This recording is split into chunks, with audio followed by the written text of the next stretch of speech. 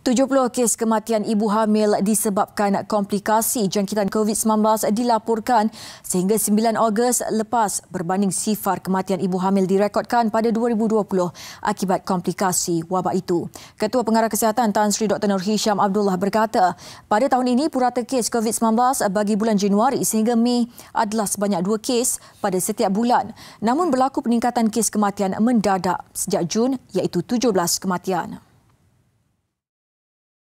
Dalam satu kenyataan, beliau memaklumkan data menunjukkan 2 kes daripada jumlah terbabit telah menerima dos pertama vaksin, manakala 15 kes yang lain tidak menerima vaksinasi, selain 47% daripada kes kematian yang dilaporkan mempunyai komorbiditi.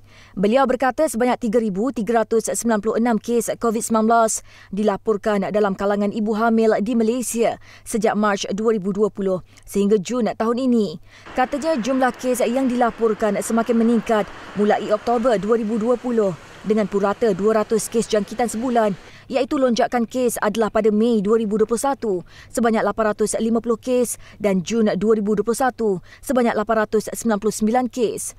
Peratus ibu hamil yang dijangkiti COVID-19 yang menerima penjagaan rawatan rapi telah meningkat daripada 3% pada 10 Julai lepas kepada 5.3% pada 7 Ogos 2021.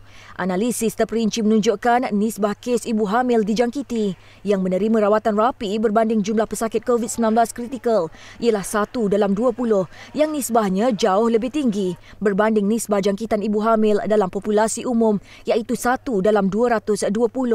Katanya dianggarkan hampir 1% ibu hamil di negara ini dijangkiti wabak berkenaan. Dalam pada itu, Tan Sri Dr. Nur Hisham turut memperincikan seramai 146,759 ibu hamil telah mendaftar di aplikasi MySejahtera bagi mendapatkan vaksin COVID-19 setakat 8 Ogos lepas sejak kempen imunisasi dimulakan pada akhir Jun 2021. Daripada jumlah terbabit, seramai 83,251 atau 57% ibu hamil telah menerima sekurang-kurangnya 1 dos vaksin, manakala 20% ibu hamil telah lengkap menerima 2 dos vaksin. Menurut Tan Sri Dr. Nur Hisham, berdasarkan anggaran ibu hamil setahun, peratus ibu hamil yang mendaftar untuk mendapatkan vaksin di aplikasi MySejahtera masih rendah, iaitu sebanyak 40%. Justru KKM menyeru semua ibu hamil untuk mendapatkan vaksin COVID-19 bagi mengurangkan risiko komplikasi sekiranya dijangkiti, dan suami diminta memberi sokongan kepada pasangan bagi memastikan mereka mendapat suntikan vaksin. Beliau berkata pengambilan vaksin perlu dilengkapkan sebelum memasuki fasa akhir kehamilan iaitu trimester ketiga, dan mereka yang masih belum menerima janji temu untuk vaksinasi boleh menghubungi klinik kesihatan terdekat bagi mempercepatkan proses janji temu.